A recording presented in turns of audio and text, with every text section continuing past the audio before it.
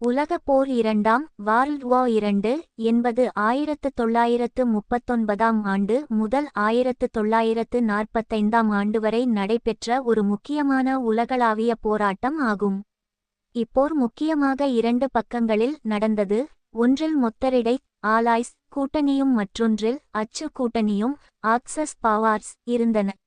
மொத்தரடை கூட்டணியில் Britain, America, Soviet union மற்றும் சீனா போன்ற நாடுகள் இருந்தன. அச்சு கூட்டணியில் ஜெர்மனி, இத்தாலி, ஜப்பான் போன்ற நாடுகள் இருந்தன.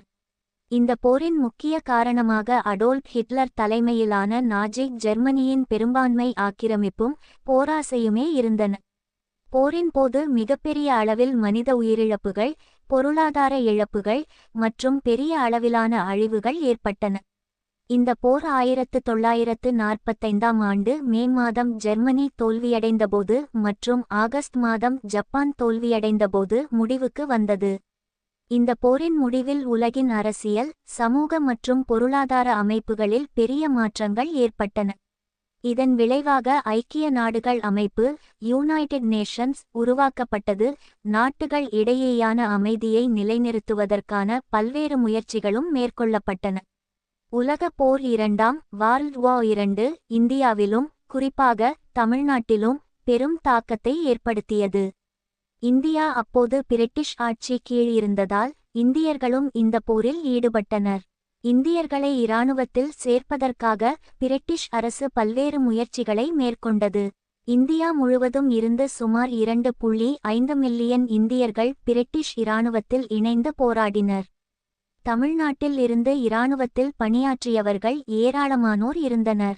குறிப்பாக சென்னையை முந்தைய மதராசு மையமாகக் கொண்டு பல வாணிபர்கள், தொழிலாளர்கள் மற்றும் விவசாயிகள் பிரிட்டிஷ் இராணுவத்துக்கு ஆதரவு அளித்தனர். இது தமிழ்நாட்டின் பொருளாதாரத்தில் பெரிய பாதிப்பை ஏற்படுத்தியது. போரின் போது சென்னையில் 1943 ஆண்டு ஜப்பான் விமான படையினர் ஜாப்பனீஸ் ஏர் ரேட்ஸ் ஆக்கிரமித்தனர். இது நகரத்தில் பெரும் அச்சத்தை ஏற்படுத்தியது.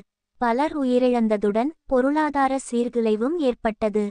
உலகப் போர் இரண்டாம் முடிவில் இந்தியாவில் சுதந்திர போராட்டம் துரிதமாக உணரப்படத் தொடங்கியது.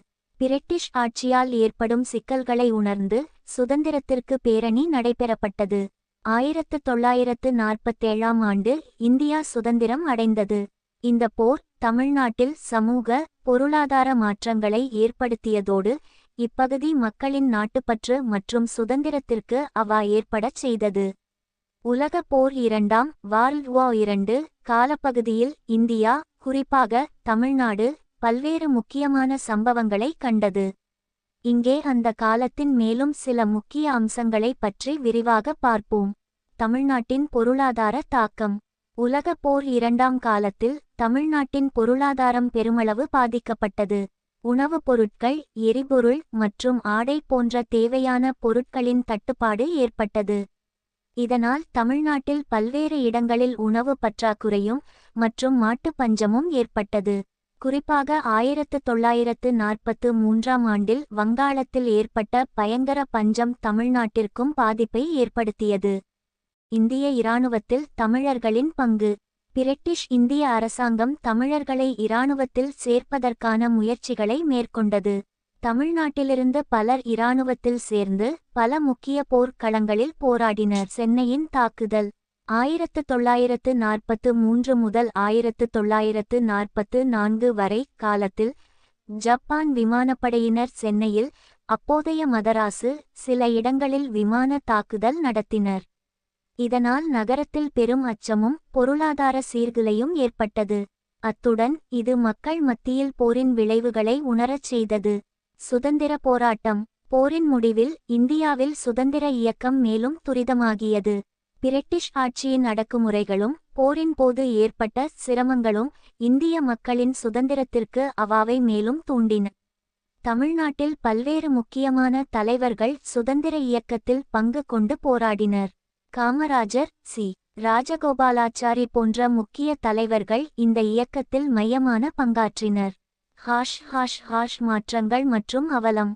உலகப் போர் இரண்டாம் முடிவில் உலகின் அரசியல், பொருளாதார அமைப்புகள் மாறின.